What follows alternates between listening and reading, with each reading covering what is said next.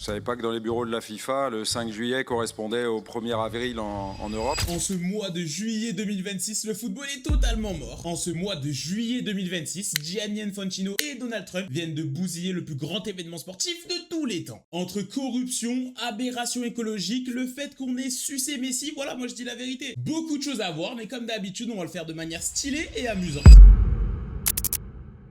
13 juin 2018. C'est exactement à cette date-là que le destin du football et de cette Coupe du Monde a totalement changé. En fait, pour ceux qui savent pas comment ça marche, c'est pas vraiment Donald Trump qui a récupéré la Coupe du Monde. Pour être pays organisateur d'une Coupe du Monde, en vrai c'est assez simple. Ça marche un peu comme une élection de délégués à l'école. Si tu as un minimum les compétences, dans notre situation clairement c'est l'argent, et que tu as envie de te présenter, c'est ok. Et c'est exactement ce qui s'est passé pour les États-Unis. Là, on avait notamment les États-Unis ou le Maroc, mais le résultat a malheureusement été sans appel. 134 votes pour les États-Unis et seulement 65 pour le Maroc. C'est à ce moment-là que tout est parti en couille. Voilà, moi je vous le dis. D'ailleurs, mini précision, c'est bien États-Unis, Canada et Mexique. Je préfère préciser, même si c'est vraiment Donald Trump qui a tout cassé. Et après ça, tout est normal. Donald Trump, il continue son mandat comme si de rien n'était. Joe Biden gagne les élections suivantes et ensuite Donald Trump revient au pouvoir pour l'organisation justement de cette Coupe du Monde. Maintenant, si on se pose un peu et qu'on dit les termes, à ce moment-là, il n'y a pas vraiment de problème. À part le fait que ce soit pas un vrai pays de football qui est la Coupe du Monde, à ce moment-là, on est dans une vision business pure, mais bon,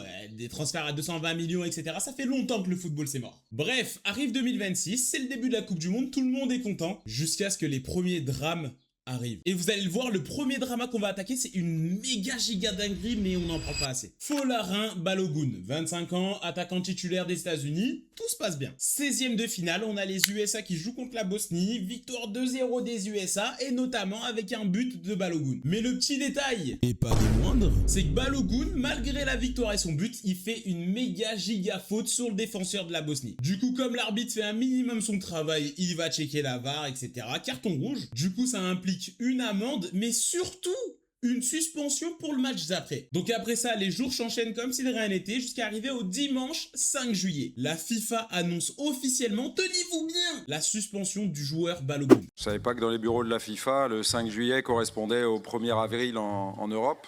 Si le sélectionneur belge est remonté, c'est parce que la FIFA vient d'annuler la suspension de l'attaquant américain Folarin Balogun le 5 juillet après une intervention de Donald Trump. And that wasn't a foul. So, yes, I asked for a review by FIFA. Je pense qu'il faut... Donc il demande officiellement et annonce comme si de rien n'était que en tant que président des États-Unis, il peut suspendre une suspension. On finit la vidéo. Il faut se référer au communiqué de ma fédération, de la fédération belge. Elle se défend pas elle-même, elle défend pas l'équipe nationale, elle défend le football en général, elle défend son intégrité, elle défend son éthique. La Belgique joue contre les États-Unis le 6 juillet et ça aurait dû être sans le meilleur buteur de la team USA, suspendu pour un match après avoir reçu un carton rouge lors de la rencontre face à la Bosnie-Herzégovine le 1er juillet. Mais, selon le New York Times et d'autres médias, Donald Trump a personnellement appelé le patron de la fédération internationale. Et je tiens à préciser, on s'en fout de qui a relayé l'information. Sur une télé nationale, internationale, Donald Trump l'a avoué lui-même. Les gars, c'est vraiment une masta dinguerie. International de football, Gianni Infantino. Et lors de cet appel, il aurait réclamé une révision de la suspension du joueur national. We celebrate all that decision. We were punished enough against Bosnia-Herzegovina to play with 10 men, 30 minutes, in a decision that was completely unfair. That was an unfair red card. Pour justifier cette décision, la FIFA a invoqué l'article 27 de son code disciplinaire. Il permet d'aménager la suspension automatique d'un match après un carton rouge en une suspension assortie d'une période probatoire d'1 an. If Folarin Balogun commits another infringement of similar nature and gravity during the probationary period, the suspension shall be revoked and the sanction enforced. Cette décision rarissime. Je tiens à préciser, mais leurs histoires d'articles, etc., c'est du cinéma. C'est juste une manière débile et très mesquine de justifier une telle dinguerie. J'utilise beaucoup le mot dinguerie, mais je vois pas d'autres mots. Prise pour la dernière fois en 1962 est saluée par ses coéquipiers. For us, it gives us a boost. We're really excited. He's been so good for us this tournament. Mais dans le monde du football, elle fait beaucoup réagir.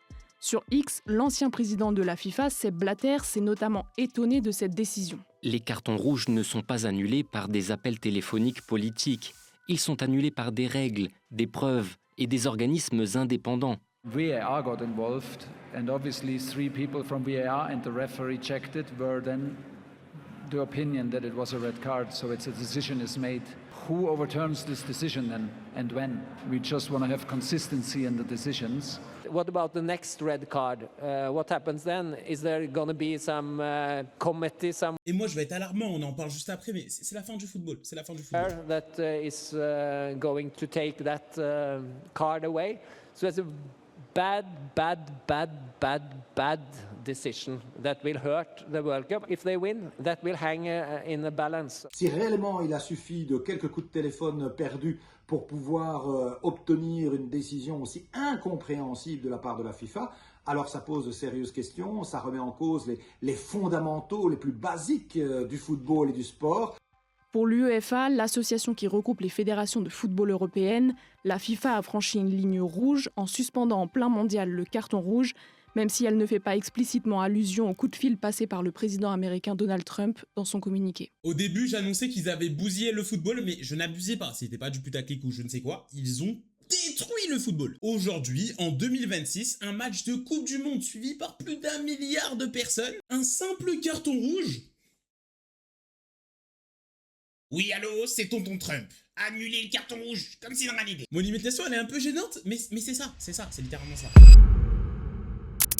Gianni Infantino, vieux père, depuis le temps qu'on se connaît, je vais parler de 2-3 petites affaires, hein. Non, en vrai, je vais pas refaire toute la story de Gianni Infantino et tous ces dramas parce qu'il y en a eu énormément et il y a plein de vidéos intéressantes sur le sujet. Je vais surtout me focus sur ce qui s'est passé pendant cette Coupe du Monde. Mais malgré cette Coupe du Monde, il y a un truc aberrant que j'avais entendu de la part de Molina, excellent youtubeur qui dénonce beaucoup de choses, mais qui avait dit un truc de malade, vraiment faut que je le partage. Gianni Infantino veut être, d'après les dires de Molina, celui qui arrêtera la guerre entre l'Israël et la Palestine. Bon, déjà, ça montre un peu la mégalo du personnage. Et pour quelle raison, vous me direz? Encore une fois, d'après les dires, le monsieur veut tout simplement récolter le prix Nobel de la paix. Bref, ça met un peu en contexte le personnage et avant de parler de ce qui s'est passé pendant cette Coupe du Monde, je trouvais ça intéressant. Moi, je voulais parler de l'affaire du jet privé, que je trouve ça juste dingue. Moi, je suis un mec, voilà, je vais me jeter des fleurs. Je suis un mec, je suis dans l'écologie, j'essaie de réduire mon empreinte carbone, j'essaie de réduire mon impact écologique. Bien sûr, c'est pour jeter la pierre sur personne, hein. Moi, je suis un gars chill. Si le copain d'à côté veut pas forcément faire des efforts, tu lui expliques, mais après, c'est son truc. Par contre, sur ce que Gianni Infantino a fait, là, je vais blâmer. Oui, sur les 7 premiers jours de compétition, Gianni Infantino a été vu à plus de 10 matchs. Le tout entre les États-Unis, le Mexique et le Canada, c'est très grand. Le tout bien sûr parcouru en jet privé. Et pour parler un peu chiffres en heures de vol, ça représente l'impact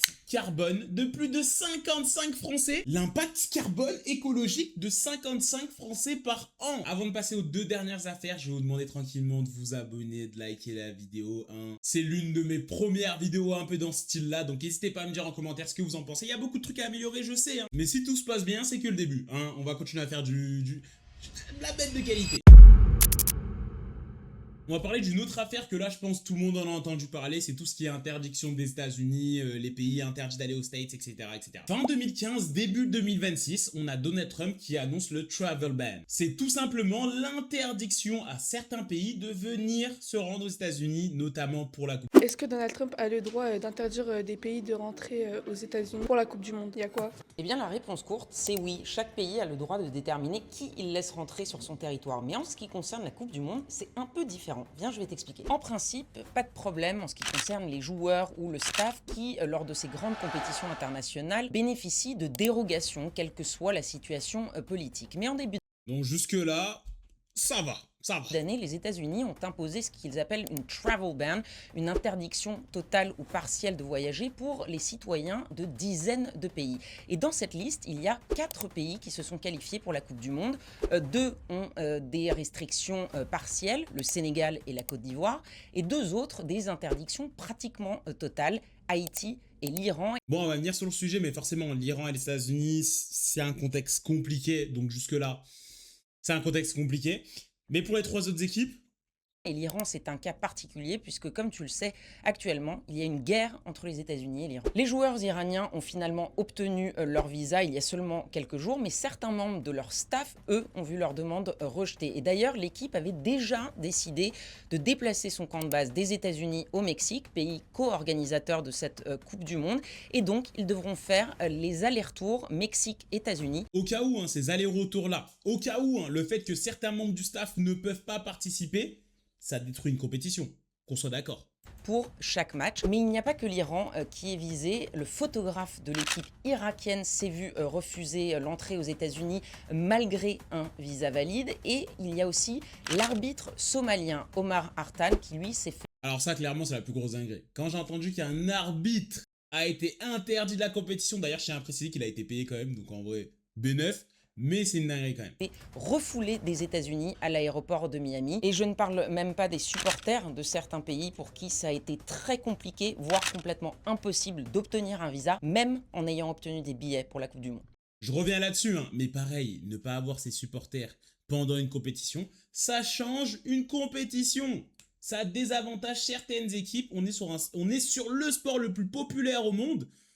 Et il y a certaines équipes qui se voient gâcher leur compétition à cause de choix politiques assez discutables. Bon, parler de la politique, c'est clairement pas mon dada, c'est clairement pas mon travail, mais là, ça a touché clairement la compétition. Du coup, j'ai fait une petite aparté. Là, clairement, ça a détruit la compétition de certaines équipes. On a aussi l'équipe du Sénégal qui s'est fait fouiller de malade en arrivant aux États-Unis. Super humiliant, t'arrives sur une compétition internationale, tu te fais fouiller comme ça. Tu es la seule équipe, l'une des 16 équipes à te faire complètement fouiller comme ça sans réelle raison valable.